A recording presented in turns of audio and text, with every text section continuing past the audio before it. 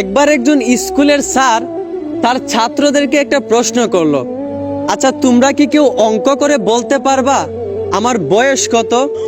তখন একজন ছাত্র হাত তুলে বলল, স্যার আমি বলতে পারবো আপনার বয়স কত। স্যার তখন বলল, আচ্ছা বলো তাহলে আমার বয়স কত।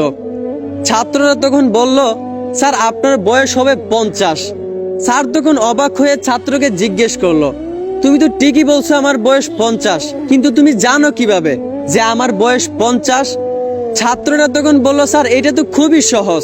স্যার তখন আরো অবাক হয়ে বলল, কি বলো, এটা কিভাবে সম্ভব?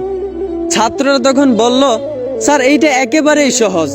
আমার বাড়িতে আমার একটা ভাই আছে, আমার ভাই হচ্ছে হাফ পাগল আর তার বয়স হচ্ছে 25, আর আপনি হচ্ছেন একটা পুরো পাগল, তাই ভাবলাম আপনার বয়স 50। আমার ভাই হচ্ছে হাফ পাগল, তার বয়স যদি 25 হয়, আপনি তো একটা পুরো পাগল, তো আপনার বয়স তো অবশ্যই 50 হবে।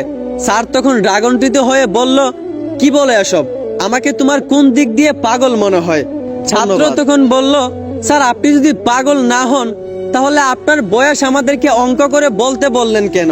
আপনার বয়সের সাথে অঙ্কের সম্পর্ক কি?